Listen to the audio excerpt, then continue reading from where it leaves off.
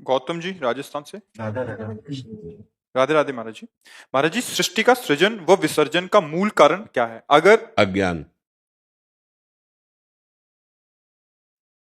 एक शब्द। स्वप्न का सृजन और विसर्जन क्या कारण है? आप जानते? भाई प्रश्न तो बहुत उच्च कोटि का कर दिया। आप केवल आपसे हम प्रश्न करते हैं कि जो स्वप्न होता है उसमें क्या होता है? जानते हैं इस विषय को? स्वप्न तो देखा होगा, क्या होता है? असली नहीं होता।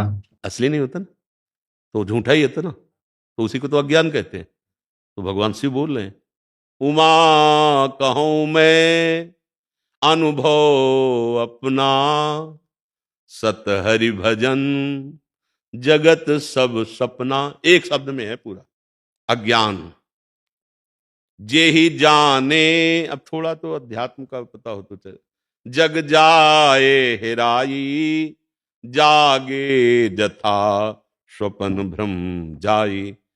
दो पद्धतियां होती समझाने की, होती व्यतिरेक, होती अन्वय। ये हमने व्यतिरेक समझाया। अन्वय एकमात्र भगवान, व्यतिरेक कुछ नहीं। ब्रह्म, ब्रह्म सत्यम जगन मिथ्या, वैदिक सिद्धांत। तो मिथ्या को सत्य माने हुए तो अज्ञानित है भैया। वो एक परम तत्व ही अपने आप से अपने आप में रच रहा है, अपने आप से अपने आप में पालन कर रहा है, अपने आप से अपने आप का विनाश कर रहा है। अब उसे हम जब प्रगट इतिहास रूप में गाते हैं तो भगवान नारायण के नाभि कमल से ब्रह्मा का प्रादुर्भाव हुआ, ब्रह्मा की भ्रकुट से रुद्र का प्रादुर्भाव हुआ, फिर ब्रह्मा के द्वारा मनुष्य रूपा प्रकट हुए, फिर ये सृष्टि ऐसे पूरा इतिहास लिखा हुआ है। लेकिन पूरी सृष्टि अविद्या, जो हमें नानात्व दिखाई दे रहा है, सत्य एकमात्र भगवान, दूसरा कुछ नहीं। समझ पाओ भाई तो भजन करोगे तो समझ पाओगे। ये बहुत बड़ा प्रश्न है, इसका हल हो गया तो अवधूत हो गए, सिद्ध हो गए। इस प्रश्न का हल हो जाने को तो समझते हो, सिद्ध हो गया, भगवत प्राप्त महात्मा हो गया। नाम जप करो, करते हो नाम जप? हाँ, नाम जप करो और गीता या भागवत का स्वाध्याय करते रहो। करते हो थोड़ा? सुना था मैंने यूट्यूब पे। हाँ चलो, सुनने से भी भक्ति हो जाएगी। पर अगर आप कृपा करके प्रार्थना मानो तो एक अध्याय या एक श्लोक ही सही रोज स्वयं पढ़ा करो। गीता जी ले लो, पूज्य स्वामी श्री राम सुखदास जी महाराज ने जो टीका की है, बहुत सरल, बहुत एकदम प्रकार। और महापुरुषों ने किया है। होता है ना कि भाई मिठाई तो पूरी रखे, अपनी पसंद क्या है, तो हमें दूध वाली बर्फी पसंद है। अपने लोगों को बहुत सरल करके स्वामी जी महाराज ने, पूज्य स्वामी, नाम सुना है? अभी सुन ली। अभी से अच्छा। बहुत बड़े महापुरुष हुए हैं पूज्य स्वामी श्री राम सुखदास जी महाराज। तो अगर आप कभी ऐसी कृपा करना, पढ़ने का मन हो, इतनी मोटी है, एक श्लोक का अगर रोज अर्थ पढ़ोगे तो आपको सब कुछ पता चल जाएगा धीरे धीरे। नाम जप करते रहो और किसी एक शास्त्र का स्वाध्याय करो और सत्संग सुनते रहो, तो धीरे धीरे पता चलेगा। आदमी जग जाए तब उसको लगता है स्वप्न झूठा है, स्वप्न में तो नहीं लगेगा ना क्यों झूठा है। क्यों? जब जग जाए तो आप थोड़ा जगिए, जब आप जगेंगे तो आपको समझ में आ जाएगा। पर ये बड़ा दीर्घ स्वप्न है, बड़ा लंबा स्वप्न है। अगर इससे जग गए तो आप भगवान के स्वरूप हो गए। आप भगवान को नहीं प्राप्त हो गए, भगवान के स्वरूप जानत तुम्हें तुम्हें हो जाए। नाम जप करो, अच्छे आचरण करो, माता पिता बुजुर्गों की सेवा करो, राष्ट्र सेवा, समाज सेवा, इसी से सच्चा ज्ञान प्राप्त हो जाएगा। कांटे से कांटा निकाला जाता है। असत संसार में फंस गए हैं तो सत्क्रियाएं करें, असत का त्याग करें, फिर सत्क्रिया का कर्ता भाव त्याग, अपने स्वरूप में आ गया।